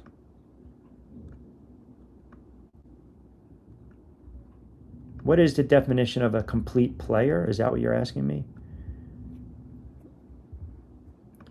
I like you, but you don't know what the definition of a complete player means. Offense and defense. Okay. So I appreciate it. I like you back. So again, that's not the award. The award is most valuable. Okay. And I hate doing this. I don't want to be that guy. I cover the game of basketball. I've called the game of basketball. I know the game of basketball. I don't want to be that guy. Okay. I've been around the game my whole friggin' life. We'll just agree to disagree. You're telling me Caitlin Clark doesn't rebound for a guard. Can Wilson facilitate? Oh, she can't because she's a center. That's not her job. Can she dish off like Caitlin Clark? Can she shoot the ball like Caitlin Clark? Do you know what it is, levels, when you talk about you can score anywhere from the floor? Caitlin Clark can. Caitlin Clark can. She can score anywhere. Elbow, foul line, dribble drive, 3-point, anywhere. 10, 15, 12 feet out, anywhere. Don't tell me about complete player. You're just pushing it because you're not a Clark fan. You're not a Clark fan. When you get all-time greats sitting there saying she's one of the most complete players ever, the ones that know the game of basketball, and then I say it, what makes my opinion wrong? You're talking value and complete. So your guard and your center are two obviously different possessions. You know it and I know it. I can't expect a 6'4" to have a handle, and I can't expect a 6'0" guard to lead the league in friggin' blocks. I mean, come on, man. Stop. This is when I start to question if you guys actually watch the game, with all due respect. There's a difference between agreeing and disagreeing, but don't tell me Wilson's guarded like Clark. She doesn't draw those assignments. Don't tell me she doesn't get the whistle. She does. Clark doesn't. Don't tell me she can go for 45 and 12. She can't go for 45 points and 12 assists. She's not putting up triple doubles. She's not being banged all over the place. She's not getting N1 opportunities or lack thereof. She's not being self-sabotaged by her coach. And oh, by the way, she plays 6 more minutes than Clark. Just stop. Stop. Stop. Stop. Again, it just speaks to the ones that just do not appreciate her game and do whatever they want, or want to come out and say whatever they want and say that she's not a good player. You don't like her. We get it. At least I can come on the air and give credit to Mitchell and give credit to Wilson. I've come on the air saying she's a dominant player. She's a Hall of Fame player. She's winning the MVP. You guys will not even take a morsel. You won't nibble. You won't even bite at the carrot. You will not come on the air, the haters, and sit there and say that Clark is a generational player. All you will do is nitpick, because that's low-bearing fruit. If she scores 25, Mitchell had 28. If she only has 9 assists, she had 6 turnovers. That's all you do. Don't give me this garbage about complete player. The award is the most valuable. You take Caitlin Clark off that floor, this team's not winning 10 friggin' games, and Mitchell's not getting her points. Or she's getting her points and they're losing by 20 every night. Just stop. Knock it off. Been around this game my whole friggin' life. We want to disagree to agree to disagree, that's fine. But at least if you're going to debate me, if you're going to debate, be accurate. Like, back it up. Instead of just a low-bearing fruit with the nonsense about who's complete and who's not, who's an MVP, who's not. My God, man. Jeez. Like tomorrow, what the hell happens if she goes for 35 and 10? You guys are going to be pissed off tomorrow. Oh, she did it against a shitty team. She doesn't do it against great teams. Oh, the last time I checked, all these friggin' teams play the same teams. You guys really show your true colors, especially with this league, these awards, and these players. I mean, what happens if Wilson has a stretch where she only has a couple games of like 18 and 4 instead of 24 and 7 and Clark goes off? Is that going to change your mind? No, it's not. It doesn't matter at this point.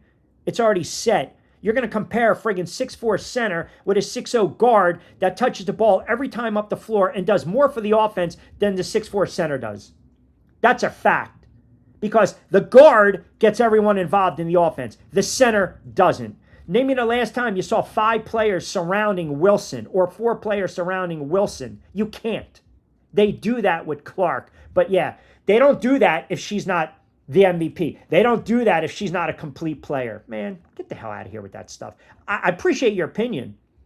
I do. But I just wholeheartedly disagree with it. Wholeheartedly disagree with it. They're going to keep giving her the MVP because she is a future Hall of Famer. And she's won it before. So they're looking at the body of work. I'm telling you, it should have been Wilson fatigue, but it's not. That's what I'm saying. It's like, come on, man. You guys, apples and oranges, man. Apples and oranges with some of these comparisons. Jeez, my God. You just don't appreciate, her game. You don't. Yeah, and you know what happens? Guess what? Drake May would have won the award because of, again, the reporter and the bias. That's the problem. And that's the problem. That's my whole problem with this league. Okay? Period. Show is one of 25 fan. It's not a fan club. I mean, Paul, I talk NFL, I talk boxing, I talk NBA. If you don't like the friggin' channel, don't tune in. That's all. That's fine. Don't tune in, but you hang in for an hour and a friggin' half. Honestly, if you don't like the channel, you don't like the channel. If you don't like my content, you don't like the content. I'm not trying to appease everyone. I refuse to do that. It's not a fan club, okay?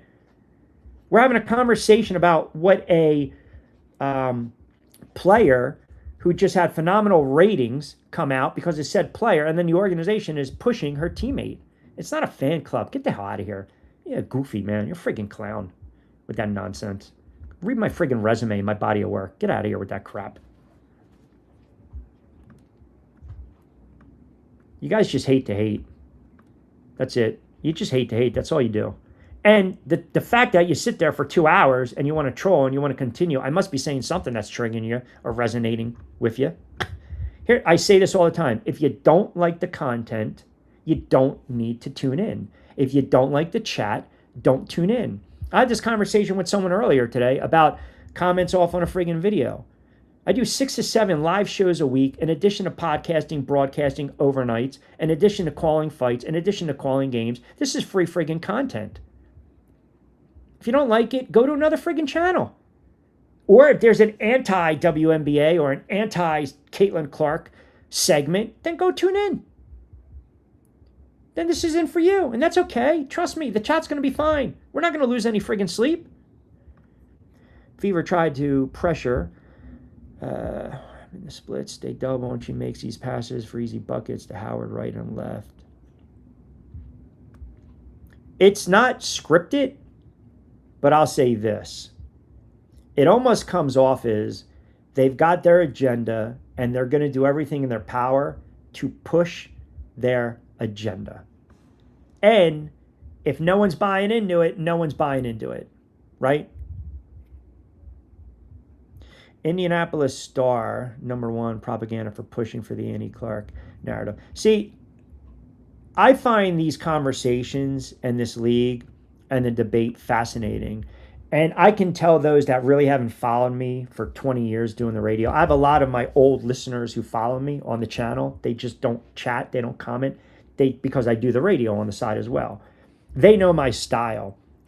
There's no jerseys hanging behind me. But it's compelling talk. This is what I like. I like the banter. So when I get a jackass or two that says a fan club, you have no idea. You have no body of work. You have no idea what my background or experience is. You don't. But this is what I do. I love these topics of conversation because they trigger a lot of people.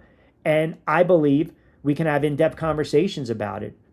I mean, when we get into the NFL, it's the same topic of a conversation. Last season, I mean, I'm getting 35,000 impressions on a 15, 20-minute video talking about the MVP conversation because it was such a heated and hot topic.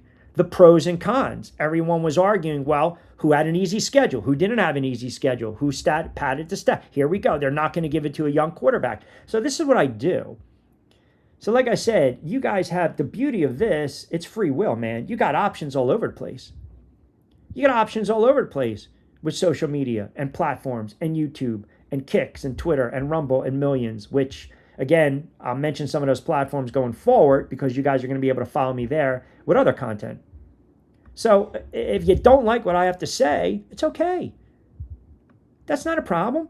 But the same ones that don't like what I say, you hang on for 2 hours every day. Right? So we must be doing something, right?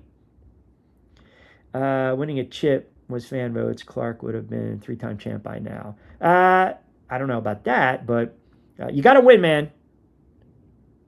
That's all you have to do. I saw the Cookie Monster in the chat. I did see that. I did see a Cookie Monster in the chat, which is interesting. Not bad, right? Bermuda Triangle, same as Fever. Caitlin votes sore, helping him out. Help need a fake MVP. Cookie Monster in the chat. AB has too many missed shots the last 5 games. She's an enigma, man. And I'm never going to sit there and tell you that a player's doing it on purpose. I don't believe that. I don't. Miss B, I don't know. I think these older owners that are already dealing with other entities, i.e. NBA teams, they're probably not paying attention, or they are what you would call bottom line. All they're interested in is the bottom line. Are you doing a good job? Are we making money? Is the team profitable? And you got to remember, he's a businessman first and foremost. He was a real estate developer who obviously owns the Pacers and the Fever. So a lot of these older, I mean, he's 91. I don't know how involved they are. I really don't. I honestly don't. I know that he was suing family members with something that happened, one of his companies, but I don't know. 91, 92, maybe you're flipping over to the newspaper, you're watching a game here and there. I would imagine too, it's August, September. They're probably gearing up, obviously, with the NBA in Indiana, but how much of sway or input does he have in what's going on or the decisions that the organizations are making? Your guess is as good as mine. It's a great question. I don't know. It's a really good question. I don't know. I think some of these guys, these older businessmen, they're concerned P&L, profit and loss. Is revenue up? Is merchandise up? Are ratings up? Okay, we won some games and got to the playoffs. Keep doing whatever you're doing. And that goes to the GM, and then the GM goes to the coach. Keep doing what you're doing. That's a problem. When you start to get the kids start to work in, like we saw with the Yankees for all those years with the Steinbrenners, and now you see Hal Jr., God rest his soul, George. It's a different animal, and they run organizations and these franchises differently. Ultimately, all they're concerned about, it's a business. So when you win, like anything else, values are always going to go up. But when you win, the value goes up even more. They're the bottom line. Did we make money this season? Did we break attendance records? Did we sell out? Did we sell merchandise? Oh yeah, and we made a nice little run to the playoffs. Hey man, Amber Cox, keep doing your job. It's when you take a great player off the team. So for instance, if you took her off the floor, off the team, the attendance is going to drop on the road. The league-wide attendance will drop if she's not in this league anymore. And obviously, the team would struggle. You're not selling merchandise. You're not having people go to games. The ratings are down. The owner is going to sit there And if they really had their head up their ass and at 91 weren't paying attention, why'd you trade the best player? Why'd you let the best player walk? That's not going to happen. That's not going to happen. But point being is, unless you saw a really bad drop-off and it was poor play and attendance was down, then that's when you start to have this conversation. We see it in the NFL. This is why GMs and head coaches get fired. You put a bad product on the floor or on the court or on the field, but in the NFL it's more prominent because these owners are billionaires. They all have egos. They can't stand when other teams are winning Super Bowls. So you get a scenario, the team that I covered for years, along with the NFC East, but a team I grew up and I still love, the Giants. They were shuffling coach after coach after coach after coach, GM after GM, right? When you're a bad football team, you're playing losing football, people are selling their PSLs, they're selling their tickets late in the season, and your season's lost by October, November. No one's going to a game in December on a Sunday and it's raining and you're playing the Eagles and that stadium has 95% Eagles fans and you lose by 35. I got news for you. Heads roll. Coaches get fired. GMs get fired. I think it's a little different in this league. It's certainly different in the NBA because the NBA, it's a players-driven league. So the coach goes before the player.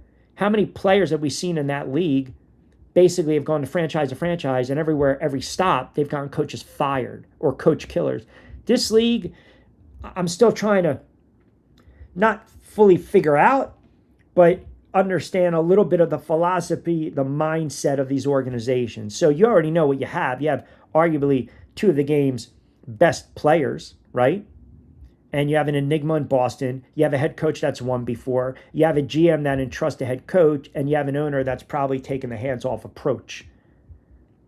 If they start losing and they have these same players on the floor next year and attendance drops, which I don't think it ever will because you have Caitlin Clark, then I think that's when the owner starts to step in.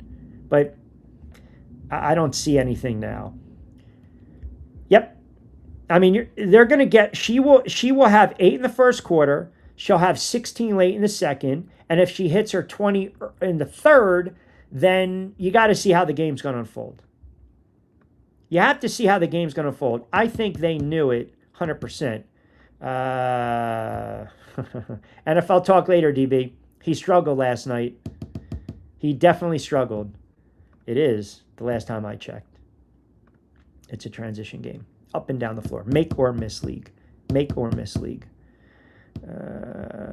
Have you ever seen CC fans actually root against a Fever if she is not playing? Why do you think those people are going favor in conversation about team or league MVP? That's my point. I don't understand what you're saying. Have you ever seen CC fans actively root against it? I can't answer that. I mean, there's millions of fans out there. I don't know. The only time, I'll just say for me, it's not about, I think with some of the fans that say in the chat is that they don't like how the organization has done her a disservice. They don't agree with how the organization has handled her. And this just shows, this proves their point that they're not giving her any type of love or flowers or respect, which I think is all validated. Fans get to a point, we've all been there, where it's not about the player. It starts to become, like again, for the Giants, they've been such a poorly run organization for the last 10 plus years. So as a fan, when I'm not doing this, I wanted them to get rid of the GM. I wanted them to get rid of the head coach because something has to change. It's not about the players per se. When the GM makes mistakes and they draft poor players, then they deserve to be held accountable. Okay? So I don't think there are fans that are saying they want the Fever to lose so Mitchell doesn't win an award. I think some of the fan base are tired of how Steffi White coaches and they want to change. And if that means getting bounced in the playoffs, then they'll take it. If that makes sense. Because I'm not really kind of understanding your question. Like, ultimately, whoever wins the award wins the award. It's not the end-all, be-all. The argument for some that still, they can't comprehend it, or the crux of some of these shows of late, if you're going to have the MVP conversation, you better damn well have her sit at the table. And let's talk about it. Let's debate it. Let's go back and forth. Let's back it up. Point, counterpoint. That's kind of been the crux of some of these shows of late. And also, I have a problem with the league as a whole, how it's run, and I have a problem with this head coach and this organization. It's not about being a fan of Caitlin Clark, which I am. It's about being a fan of having a generational talent waste away, and that's what I'm seeing. I've seen it in sports, man. When you don't give an Andrew Luck an offensive line, when you waste a quarterback's prime because you're not addressing the tackle position. Like, there's malpractice and then there's malpractice. And I believe what they're doing is malpractice. So the owner's 91, he's not paying attention. The GM is basically complicit, in cahoots with the head coach. And the head coach, who, if no one realizes it, has a lot more clout and power in this league and is like a Teflon queen than we've seen. So it all goes hand in hand. And it's a major, major problem. It's a major problem. That's all I've been trying to say. How many missed layups? The whole team misses layups. Constantly. The whole team misses layups. The whole team. I mean, look. They had a nice little run when they were scoring over 100 points. But, man, I'll tell you. It's the coach. This coach, when she didn't defend Caitlin Clark and the Thomas situation happened, she should have been fired. Then she doubles down and she's divisive when it comes to Cunningham's comments. And then she backs Carrington over Cunningham. And then she sits there and she slams on a table and says, we're going to overcome adversity and we love and kumbaya and we're going to, it's going to put, and then she says, go to hell. That's it. Thank you. You have a head coach telling the fan base who pays the players' salaries by going to these games, buying merchandise and jerseys to go to hell. Like, in what world do you allow that? And the commissioner doesn't even step in.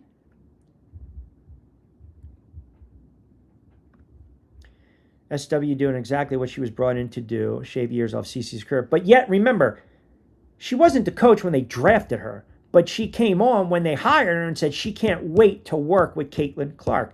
They made a mistake in the beginning of the year saying the offense is going to run through Kelsey Mitchell. And this is what you get. 50, 40, 90. She can score. She deserves to get her respect.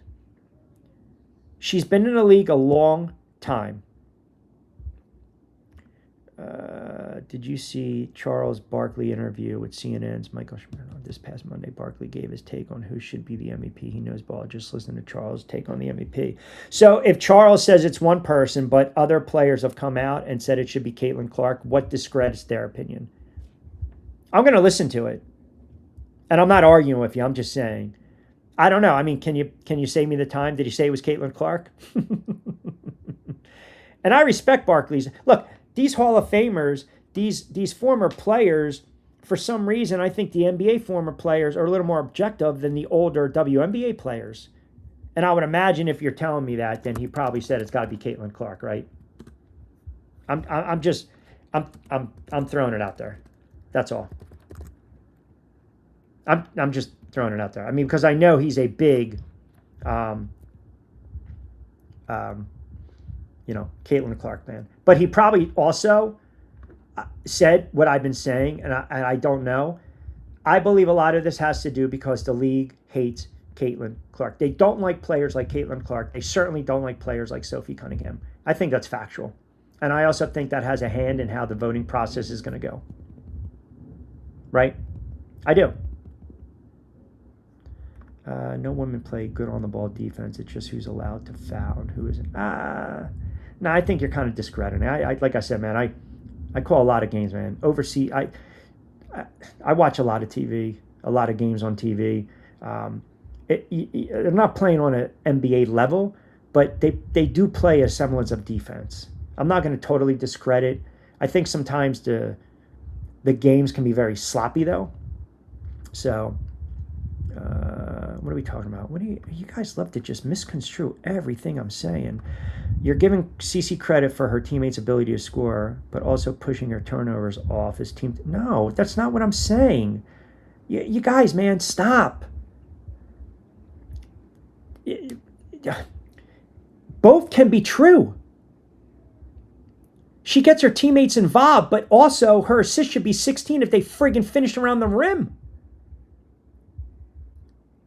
Look, I'm so tired of going back and forth with some of you guys on Clark. If you don't think she's a great player, generational player, with all due respect, you don't know the game of basketball.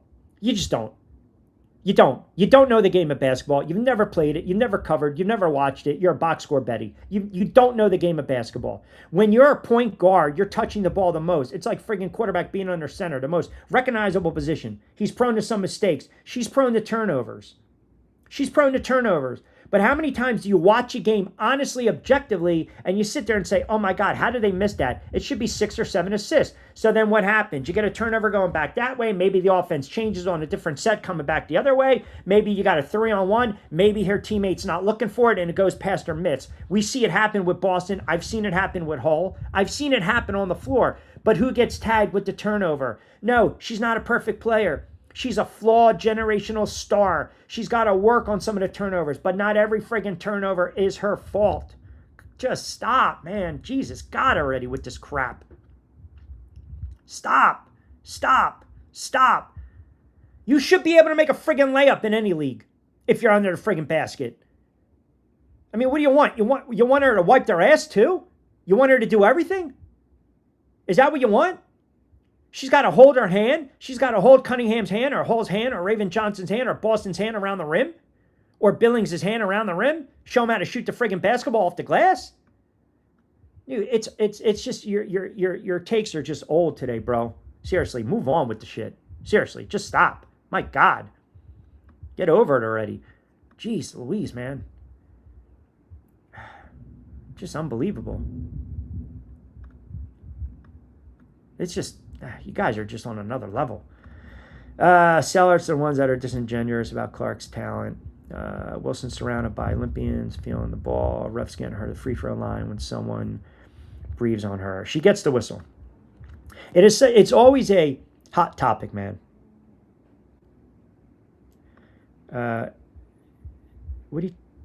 That's BS. The Fever did not guard Owen. Correct. They tripled her. She disappeared in the second half. Numbers look good. Yes, you're 100%. She had 19 in the first half in that game. They didn't even face guard her. 100%. 100%. And then they finally made adjustments in that game, and it was too late. It was absolutely too late. Yeah, I mean, listen, he's 90-something years old, man. I mean, it's just, you know... I believe White is your de facto GM head coach because she has that clout within the league. Ooh, power almost went out. Uh-oh. That would have been something. We're getting, I don't know where you guys are at, but we are getting, Paul, I got news for you, man. I got 800 comments in the chat. If I'm not reading them fast enough, I don't know what to tell you. I don't think anyone who does what I do tries to take the time to engage and read chats during live shows. Don't be such a friggin' ball buster, man. Seriously. The axe wearing thin. Hopefully you got that one in real time.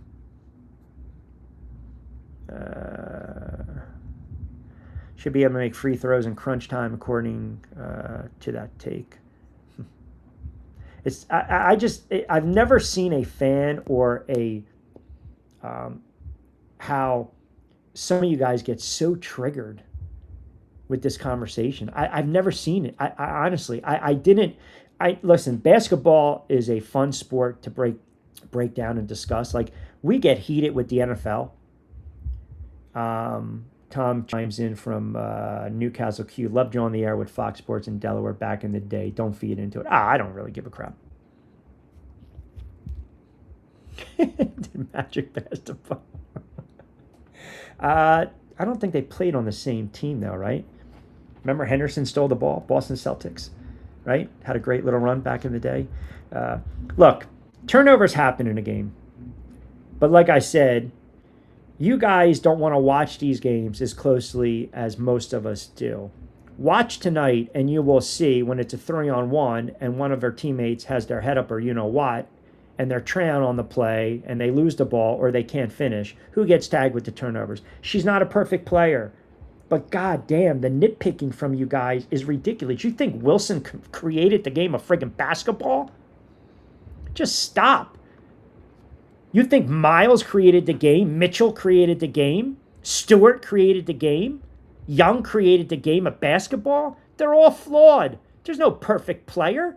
If there's a perfect player, then guess what? Their numbers are perfect every friggin' night, and you're winning championships every single solitary friggin' season. There's no such thing as stop nitpicking, because I can go back and nitpick how Golden State shut down Miles. I can nitpick how there was a sequence where Mitchell was 0 for 4 after Clark scored. I can go back and mention Stewart. I can go back and mention Collier. I can go back and mention Young. I can also tell you I've seen games where Wilson has struggled. I mean, come on. Guys are lazy on a Friday. Lazy. He said Miles. Okay. So he said Miles is the MVP. So what does that mean? That Miles is the MVP? Right? Talking 1984, Gerald Henderson stole the ball. I didn't know he said that. So if Barkley said Miles is the MVP and LeBron came out and said Caitlin Clark's the MVP, or Curry said Caitlin Clark's the MVP, what does that mean? I'd have to listen to it. I can't, I don't know what to say. Like, you got to give me a little more context. I know that Charles Barkley also mentioned that nobody likes Caitlin Clark, and maybe that factors into how they view her. So did he say that Miles was the MVP? Okay, I disagree. A rookie's not winning it. I mean, she's unbelievable, but it's only been it's happened one time in 2008. But Charles Barkley's a Hall of Famer. I mean, I'd have to go and listen to what his case is, right? She's a phenomenal player. But, don't misconstrue what I'm saying. I get annoyed when you guys try to question my knowledge and you have no idea of my background or resume because we don't agree on something, or you're telling me it's an outlandish take or it's a fan club take when it's not. That's my point. That is my point. Like, that's where I will push back. That's where I'm going to actually bark back a little bit, because I've been doing this a friggin' minute. Like, I get it. I dealt with this on the radio for years. Like, some of you guys are just jackass clowns and trolls that want to come on for the free content and go back and forth. But like I do with the comments, I expose you. I push back. I do this. I'm my own boss. So I can push back. And if you leave the channel, you leave the channel. I'm sorry to see that. Sorry to see you go. But if you're going to come at me, I'm going to push you right back. There's a difference being a troll, being combative, and then having a good debate. Majority of the times we have good debates. But often some of you are just goofy.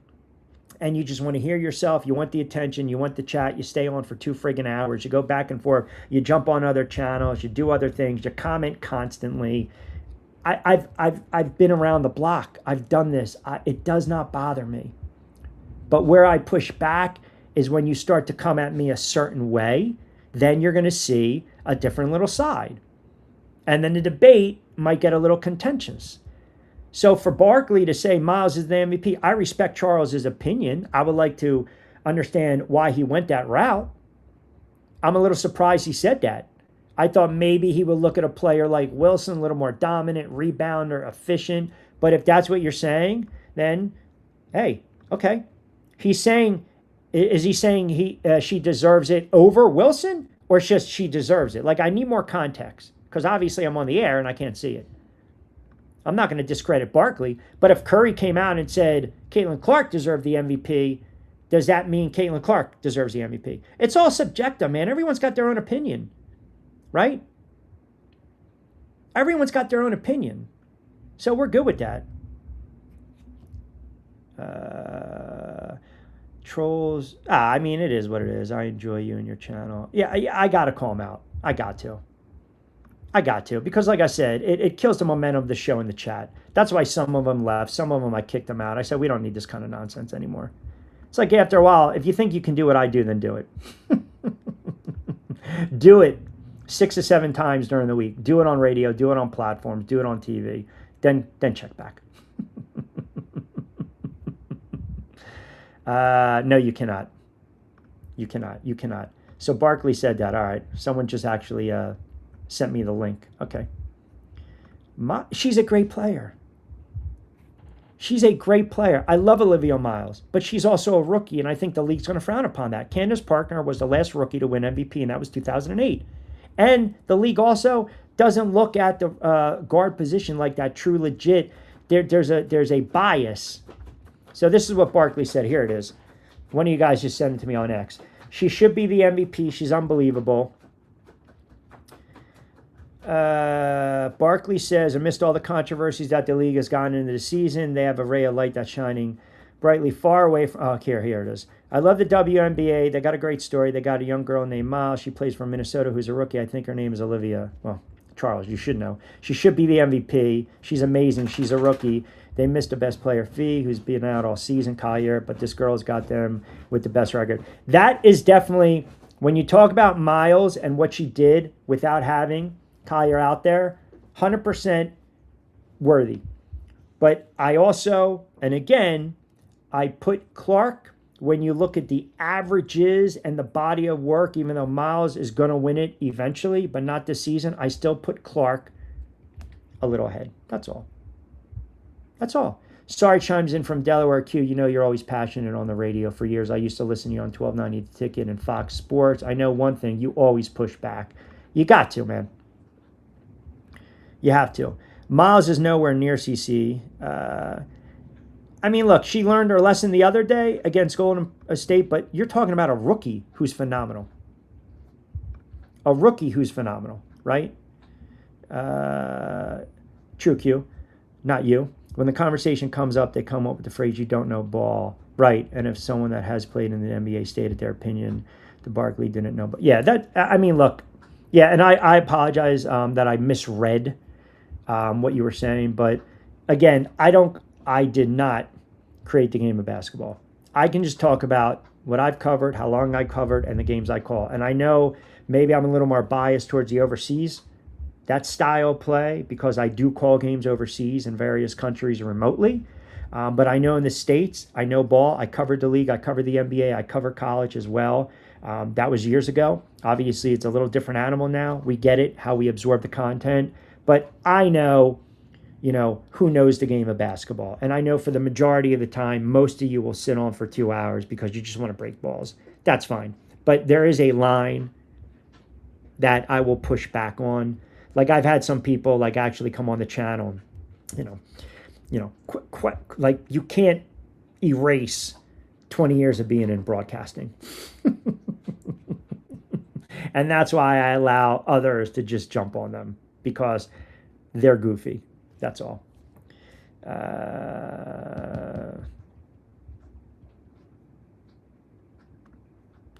Yeah, I mean, listen, I've gotten the other comments on the videos. I don't know where some of the other guys are.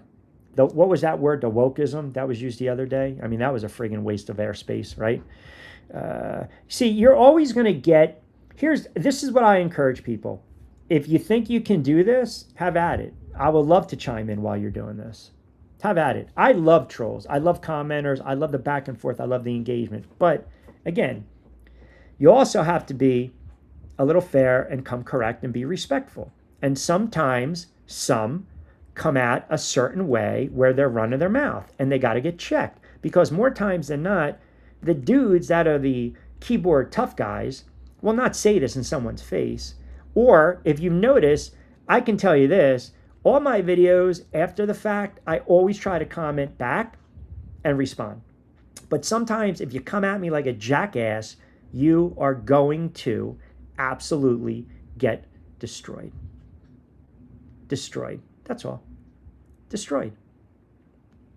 And like I said, if you think you can do 2+ hours a day plus the other stuff, have at it, man. I would love to chime in. That would be fun. Majority of you know sports, and you guys bring a shit ton to the table. I'm working on getting ripped. I'm down like 10 pounds, by the way, DB. Appreciate you, brother. Miles not better than CC. Miles is good. CC generational. Miles got drafted. Yeah, that's what everyone also says, right? Everyone says the, let me see. Miles is good. CC's generational, got drafted, blah, blah, blah. Even the fee, okay? Not UQ, love your take because you're old school and we go back and forth. I appreciate that. Paul, what are you doing? You're bringing out your resume, Paul? What do you got there? What's crazy is I guarantee I played at a higher level of sports than you, Rich. I wouldn't say because I played baseball automatically no more than anyone, including yourself. Okay, Paul, you played in the minor leagues. That's great. Okay, I played college ball. I played semi-pro ball. You know, I didn't play, not in the sport of basketball, but okay. I mean, I got you. That's good for you, man. I'm happy for you. It sounds like you had a good career playing sports. That's great. But my point is this, you know, and I'm not taking any more airspace with it. I've earned the right to have the resume that I have. And I have accolades to back it up. And I have respect of contemporaries. So I'm not going to let a couple little jackass clowns try to question my credibility, right? I'm not. And I'm glad you played sports. We all played sports growing up. It's not about, see, I have this argument too, and this is why the respect of a lot of former players, especially in the NFL, especially in the fight game in the NBA and in basketball. I didn't play overseas. I didn't play pro, but they respect my knowledge because I put the time in. I've covered the game. I've studied the game. I call the game. That, in some instance, kind of makes me a knowledgeable person to talk. And I also talk various sports. So I'll put my talent up against anyone when it's all about talking sports because there are few in this country that can say they have called games in the States, overseas, and pretty much every friggin' sport. Oh, by the way, including every combat sports on TV. So like I said, man, it's not a you-know-what measuring contest, but sometimes you need to get checked because you come on the chat a certain way, you and a handful of others, and you're just one of those people that just want to always push back. It's not even about debate. It's just, no, 2 + 2 is 5. No, the sky's not blue. The grass isn't green. And to be honest, it's a waste of space. And the chat deserves better than that for those that are subscribing to the channel and chiming in consistently. They don't want to be overrun by 36 comments or 56 comments of the same shit. It gets tiring after a while, right? So I'm glad you played minor league baseball. I probably still know more baseball than you, but that's okay. But congratulations on that career, as you have documented many a times. He gave up on CC last year when she hurt. Now you won't. Eat his crow like a good troll. Oh, Pete. I don't even know where that dude went. I don't even know where half the guys went. I think, while you'll understand my style on the air, it was the same style on radio. It was only different in the radio because when people would call up, there's no place to hide. You guys can hide because it's hard for me to do 2 hours on the air, have my prep, have my script, have my commercials getting ready, even though I don't even do the commercials anymore because you guys were complaining about that, and try to run through 1,000 chats. There's a talent involved in that, right? There's a talent involved in that. So it is what it is, man. Like I said, though, but I'm not going to keep going back and forth with the wasted space. We all have our opinions. It's not a you-know-what measuring contest. If you don't know about my background, friggin' Google me. Other than that, I don't really give a shit. All right, later on today, NFL talk. We are breaking down for the sports bettors out there. AFC, we're doing the win total. I believe Lloyd and I are going to hit the West and the North, but that's going to drop later on tonight. Back on it tomorrow. We got games to call later tonight. We have the fights in Philly tomorrow the night. That'll be on Millions and I believe Bash TV. I don't think they're going to run on YouTube, so you won't be able to check in, but lock in anyway on the channel. Hit the subs, hit the notifications. We're powered by our good friends always at Fresh Roasted Coffee, Three Brooks Bourbon, and Get Ready with Tea. Pliable in Belmar, SR 1029 FM The Game, Sports 48 in New York, and our good friends over at Destin FM. You guys are fantastic. Even the trolls, I always enjoy you. Here you go. So, the other thing is also to remind you, the Millions platform, right? The Millions platform. So you guys, I might be taking the show to that platform in addition to, I'll post it There's no fee. It's not going to cost you anything. There might be a registration setup, kind of like how you subscribe to the channel, right? And then obviously you have to have an email account. I will let you know, but it's not pay per view. The content is still going to be free. It's just also going to live potentially on another channel. We'll still be able to engage. We'll still be able to take chats, and we will have fun with that as well. So listen, no, you guys are fantastic, even when you're trolling. But like I said, sometimes we want to keep the chats going. We want to be respectful. And we do like to kind of push back a little bit because that's what you guys do, and it's all in good fun. All right, don't forget, like, comment, subscribe. NFL talk later on in the afternoon on a Football Friday edition of On Cue. As I mentioned, don't forget, I'm also dropping the scoreboard show for Destin FM. And Back Your Play, our sports betting podcast, is also going to add on Sports 48. That's going to be on Sports 48, and I believe it's also going to be on 2 other outlets. But again, I'm just letting you guys know, again, that the content will remain free. I don't want to do any of the firewall crap. I don't want to do that. I just ask, share the content, keep commenting in, even if you are still breaking balls, but subscribe to the channel. That's the best way you can help me out.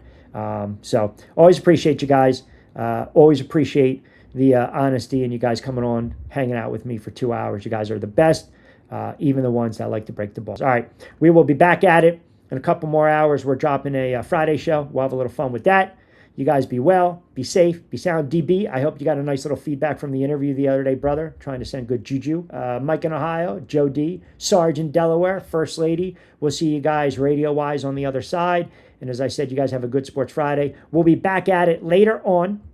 Yes, yes, yes. We're getting into football, brother. We are getting into football. We're dropping a little betting later on with the AFC, and then we start to go live with our Football Friday shows as well. So with that being said, check out the notifications at RichQ on Q, X and IG, and of course on TikTok, RichQ on the mic.